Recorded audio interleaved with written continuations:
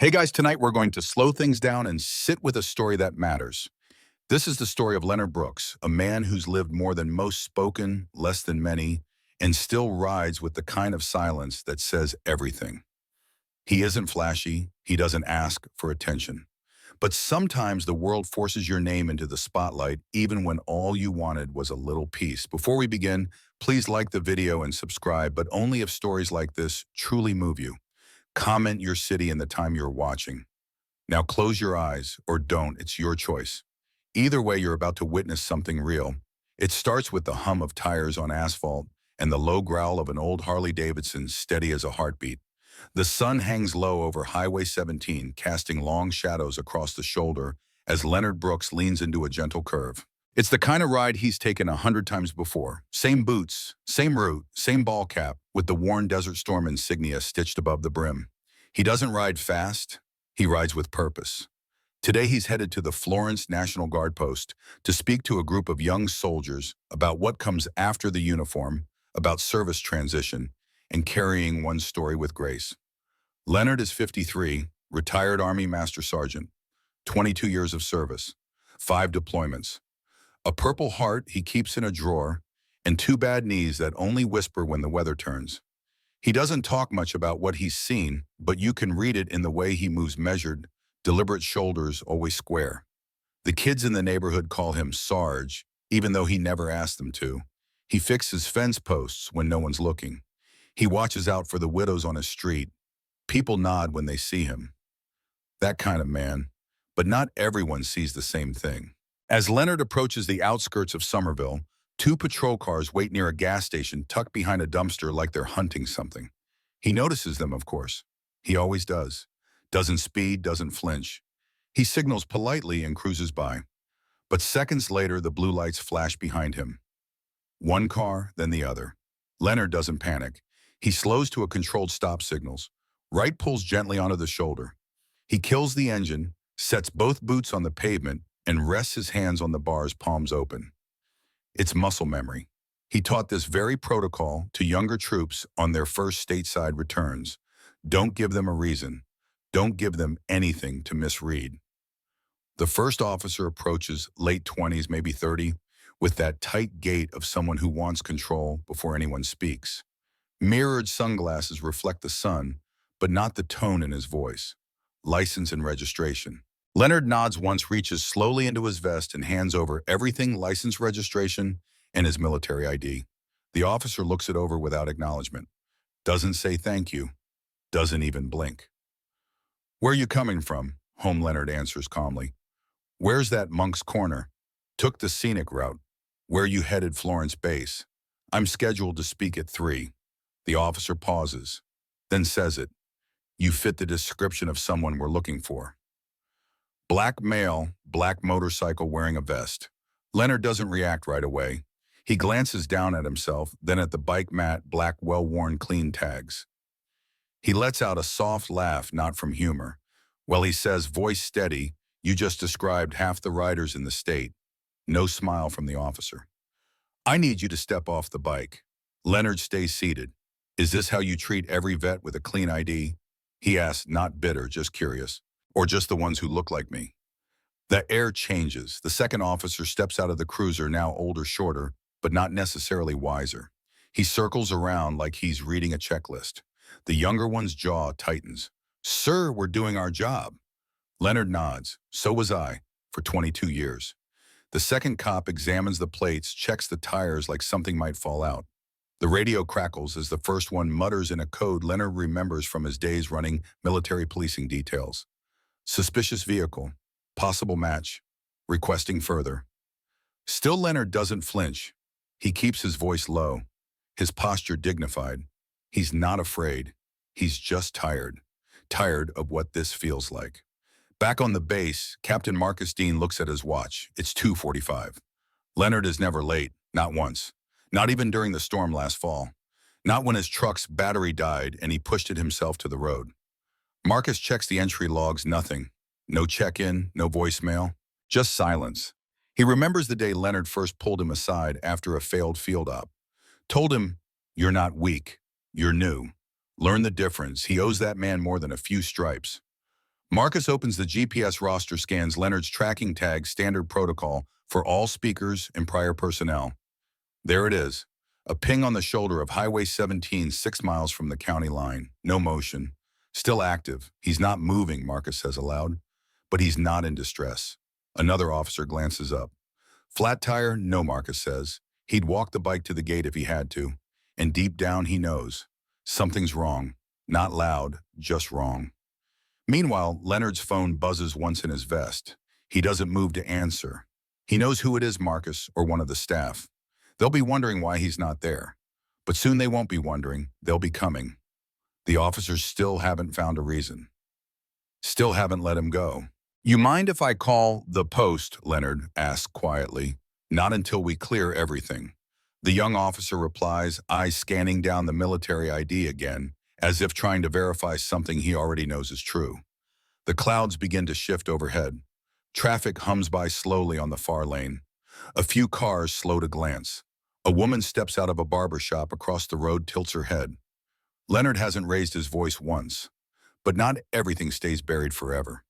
The second officer, the one with the salt and pepper mustache and a habit of overchecking everything, now kneels beside Leonard's bike, peering at the saddlebags like he's expecting something illegal to tumble out with the wind.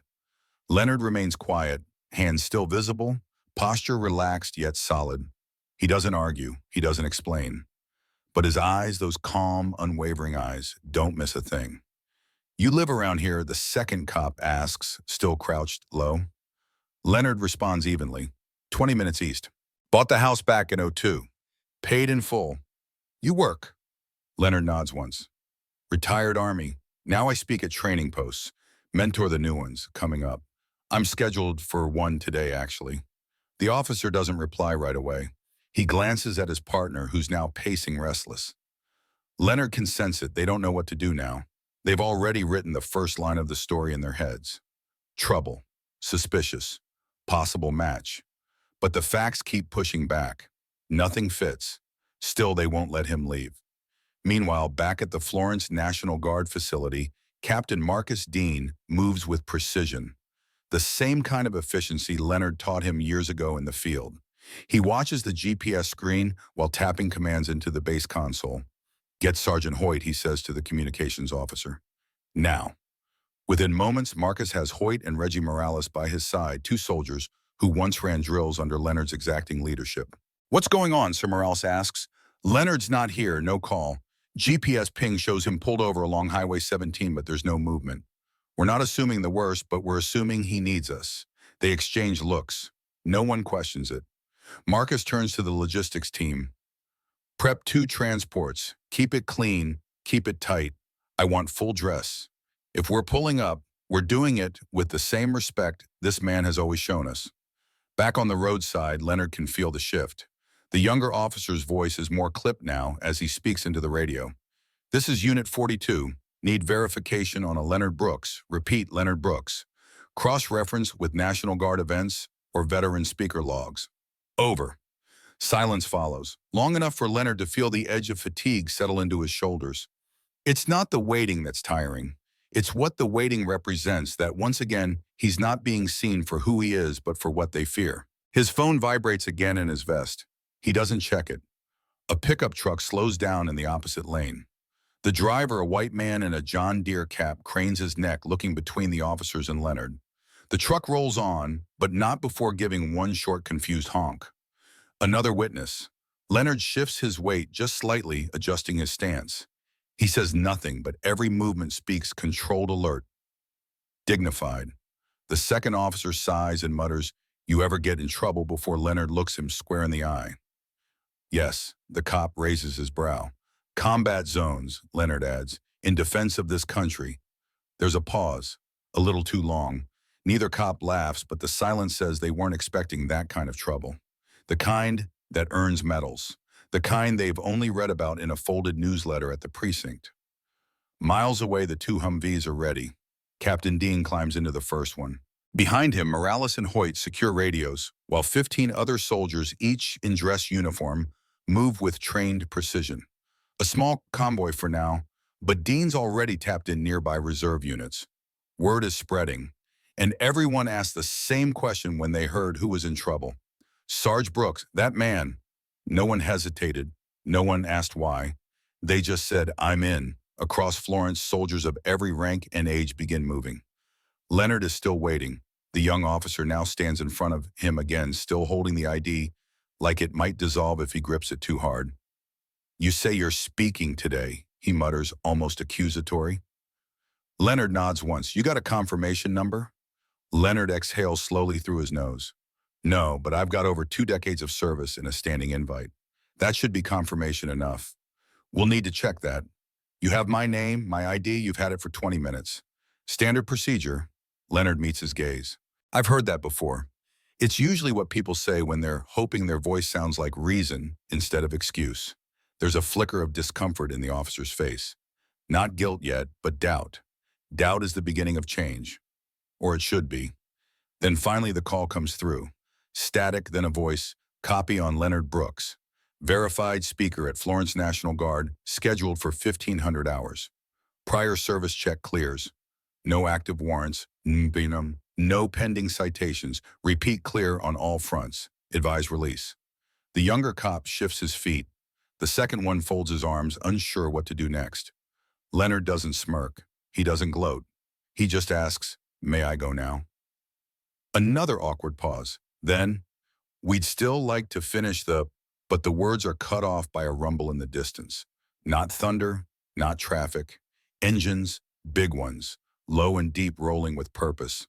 Leonard turns his head slightly, just enough to see a dust curling up from the road's edge. Headlights in formation. First 2 Humvees, then more. The flag on the lead vehicle snaps once in the wind. The barbershop door creaks open across the street. The man who had stepped out before now lifts his phone. The first officer's hand hovers near his belt, not for a weapon, but for something grounding. Something to hold on to as he processes what he's seeing. Because what's arriving isn't just a convoy, it's an answer. And it's not just about Leonard, it's about every man and woman like him who's been stopped, questioned, and second-guessed for looking like they didn't belong until the truth arrived in boots and discipline. But not everything stays buried forever. The lead Humvee slows to a stop directly behind the patrol cars. Dust swirls, lifting gently before settling on the chrome of Leonard's Harley and the soles of his boots. The vehicle door opens with intention, no rush, no drama, just the kind of stillness that draws eyes without asking for them. Captain Marcus Dean steps out in full uniform. His walk is deliberate, boots placed with quiet authority, chest squared, eyes sharp. He doesn't scan the scene, he doesn't need to. His eyes go straight to Leonard, who hasn't moved an inch since the call came through. Leonard stands like the road belongs to him. Not arrogantly, just undeniably. You all right, sir? Marcus asks, voice calm, steady. Leonard nods once. Been waiting on you. The exchange is simple, but it ripples. Behind Marcus, the other soldiers begin stepping out. Reggie Morales, Sergeant Hoyt, a handful of logistics crew. They don't say a word. They don't need to. Their presence is a language in itself.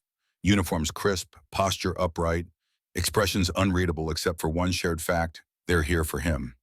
The younger officer shifts uneasily, finally realizing the power dynamic has changed. He looks at the patches on the uniforms, then at Leonard's vest, then back at Marcus Dean. You the ones who stopped this man? Marcus asks, not with aggression, just wait. The first officer swallows hard. Yes, sir. We had a report. Black male motorcycle vest. It matched. Marcus doesn't flinch. Matched what? A ghost. You checked his ID. Yes, sir, we did. You get his name? Yes. And after all that, he's still here. Why, just following protocol, the officer replies, but his voice has lost the sharpness it had 20 minutes earlier. Your protocol, Marcus says, taking one step forward, put a decorated veteran on the side of the road like a threat. The second officer tries to intervene. We didn't know who he was. You knew, Marcus replies evenly. You had his ID, you had his name. You just didn't believe it mattered. There's no anger in his tone, just truth. And truth doesn't yell. It stands still like Leonard has been doing all along. More vehicles begin pulling in behind the Humvees. A second wave of soldiers arrives, some in active gear, others in dress uniform. Among them are old colleagues of Leonard's, some younger recruits who had heard he was speaking today. Every one of them stands behind him now, and not a single voice is raised. Across the road, more bystanders have gathered. Cars pulled over, phones out. A kid on a bicycle freezes in place, watching. Someone whispers, "What's going on?" The man with the phone outside the barbershop starts recording again. Leonard shifts finally not toward the soldiers, but toward the two officers. He takes one step closer, calm but direct. "You could have asked me anything," he says quietly. "I would have answered with respect. I always do." The younger cop opens his mouth, but no sound comes. "You didn't need to assume," Leonard continues. "Didn't need to detain me like I was dangerous. You didn't need to pull rank because I wasn't challenging yours. I've been through war zones that didn't make me feel like this." The younger officer looks away. The older one lowers his eyes. Leonard's voice doesn't change. Still measured, still firm. "But what hurts most," he says, "is that you looked at me and you didn't see a man. You saw a threat, a profile, a box to check." Captain Dean steps beside him now, eyes locked on both officers. "You disrespected someone whose shoulders we all stand on," he says. "This man trained me. He helped shape half of us out here. You stopped him, doubted him, ignored his record because of how he looked on a bike." There's silence. Just the breeze and the sound of a flag flapping gently against a Humvee antenna. Then something unexpected happens. Leonard reaches into the inside pocket of his vest. Slowly. No alarm, just a quiet practice motion. He pulls out a folded piece of paper, crease slightly worn but clean. He holds it out to the second officer. "This is the speech I was supposed to give today," he says. "I was going to talk about what it means to transition out of uniform, about identity, about how we carry ourselves when no one's looking. You might want to read it." The officer doesn't move at first. Then reluctantly he takes it. Leonard turns toward the crowd gathering along the road. Some are filming, some are just watching, some are doing both but pretending to do neither. He lifts his voice, not loud but enough to carry. "My name is Leonard Brooks, Army retired, 22 years of service. I've led men into battle. And today I was stopped for riding a bike that looked like someone else's." A pause, but I'm still standing. And with that, he walks calmly toward the lead Humvee. Marcus opens the passenger door himself. Not as a favor, as a statement. Leonard climbs in. As the convoy begins to move slowly, deliberately, the crowd parts. Some clap, some nod. A teenage girl near the gas station places her hand over her heart. And behind them, the two officers remain standing silent, motionless, surrounded by uniformed men and women who came not for confrontation, but for truth. And truth never arrives alone. But not everything stays buried forever. The Humvee doors shut with a final deliberate weight. The convoy hums to life, a low unified growl that speaks not of intimidation, but of solidarity. As the vehicles begin to roll forward, Leonard sits quietly in the front passenger seat, hands folded, eyes on the road ahead. He doesn't look back at the officers. He doesn't need to. The message has already been written in the tread marks left behind. Captain Marcus Dean keeps his hands on the wheel, but glances toward Leonard, not with concern, but with a kind of reverence. "I almost sent a message to your phone," Marcus says, "but I figured a man like you deserved more than a message." Leonard's voice is even. "You showed up exactly how you were supposed to." Back on the shoulder of Highway 17, the officers remain frozen.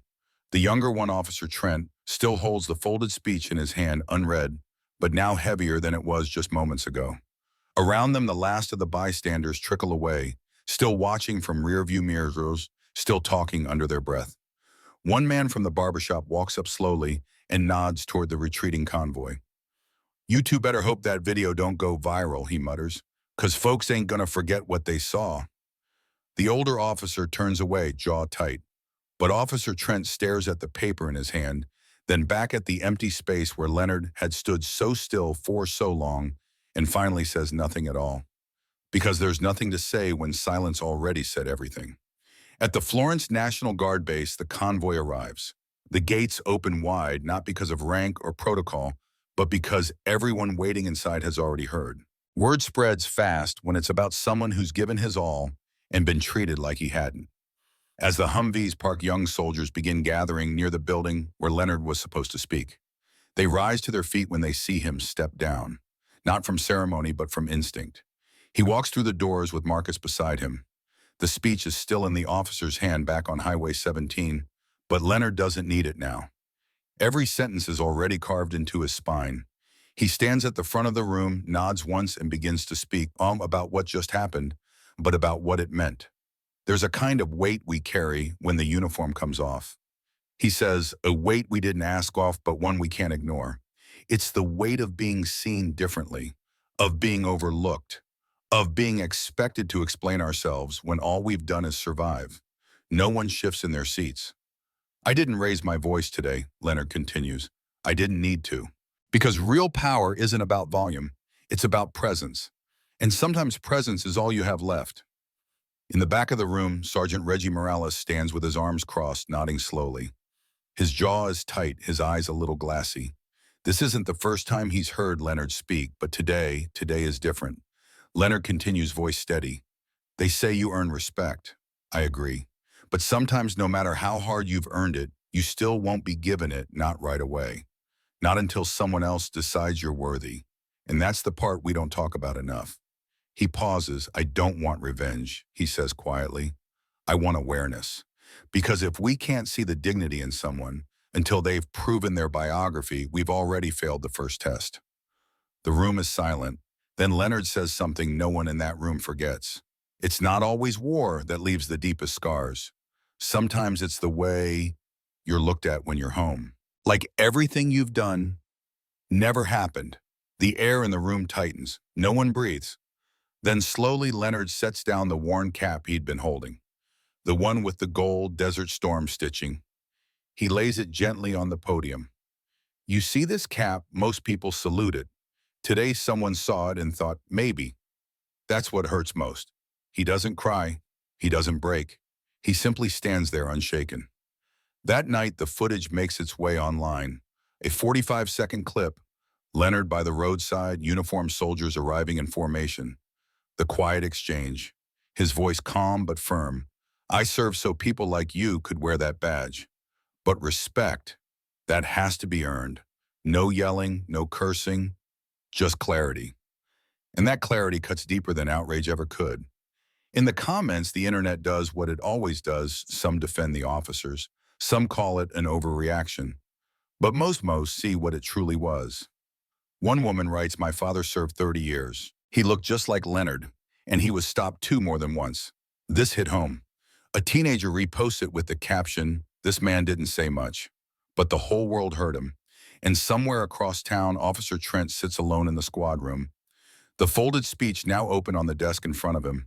He reads it slowly, sentence by sentence. There's no accusation in the words, just truth. And truth, when spoken, gently cuts the deepest. He doesn't tell anyone he's reading it. He just finishes, folds it again, and stares at the badge on his chest. He's starting to see what it means. But not everything stays buried forever. The days that follow are quiet in the way that only real change ever is, slow, layered, almost invisible if you're not paying attention. But in Somerville, people are paying attention, especially to Leonard Brooks. The gas station on Highway 17 becomes a local marker, a point of reference, like a chapter in a book you don't skip over anymore. You know where that vet got stopped? People ask. Right there, just past the light. The barbershop across the road prints out a still image from the footage, Leonard standing calmly beside his Harley Arms cross convoy behind him. They frame it, hang it beside the mirror. It doesn't need a caption. At the police station, change comes with less ceremony, but more weight. Officer Gavin Trent, once sharp-tongued and quick to assert his authority, starts showing up to community events. He doesn't wear his sunglasses indoors anymore. He doesn't bark orders. At one such event, a free veterans roundtable hosted by the local VFW, he sits in the back, pen in hand, taking notes. Leonard sees him, says nothing. Later, when most of the crowd has trickled out, Gavin approaches hesitant. I read your speech, he says, all of it. Leonard nods calm. You understand it now. Gavin exhales. I think I'm starting to. There's no dramatic handshake, no sweeping music, just a quiet pause between two men, one who's lived it and one who's learning what he's missed. And Leonard, he doesn't forgive, not outright, but he doesn't close the door either. Because justice, real justice, isn't always about tearing someone down. Sometimes it's about making them see. And sometimes, if you're lucky, they do. At the Florence base, Leonard continues to speak every other month. Attendance triples. Young recruits show up early. Some of them already know the story. Others hear it for the first time and don't believe it until they see the conviction in Leonard's eyes. He doesn't change his message. He doesn't adjust his words for comfort. He talks about being overlooked, about standing still, about letting your presence be your power. He tells them, someday someone might question who you are. Don't rush to explain. Just be. One afternoon after a session, a young soldier named Parker lingers behind. Sir, he says, a voice tight with nerves. Leonard turns toward him. My dad, he went through something like that. Never told me much, but I think it stayed with him. Leonard nods. It always stays. But we don't carry it for revenge. We carry it so no one else has to. And that becomes the quiet mission. Not revenge, not punishment, just clarity passed on. Not everyone will get it, but some will. And for Leonard, that's enough. Weeks pass. The internet moves on, but the clip keeps resurfacing. A civil rights podcast plays a portion of Leonard's quote. A university adds his story to a training module on implicit bias. Quietly, respectfully, it spreads. And Leonard, he's still riding every Sunday. Same route, same cap, same bike. But now when he passes that stretch of Highway 17, cars don't just move aside. They slow down. They wave. Some honk not out of warning but respect. One Sunday, a father and son sit outside the gas station sipping cold sodas. The boy asks Daddy, is that the man from the video? The father squints, then nods. Yeah, that's him. The boy watches Leonard pass. He doesn't look mad. No, the father says. That's what real strength looks like. And the boy nods, storing that truth somewhere deeper than he knows. Because in the end, Leonard Brooks didn't need to yell. He didn't need to fight back. All he had to do was stand. And when the world tried to ignore him, it was his silence that made them look twice. And now they see him. And sometimes that's how redemption works. Not with headlines or spotlights, but with one man standing still long enough for the world to finally stop and listen. Not everything that breaks you leaves you shattered. And not every injustice ends in rage. Sometimes the most powerful thing you can do is refuse to disappear. To anyone who's ever been misjudged, mistreated, or dismissed without reason, this story is yours too. Because you are not a description. You are a whole life and you deserve to be seen.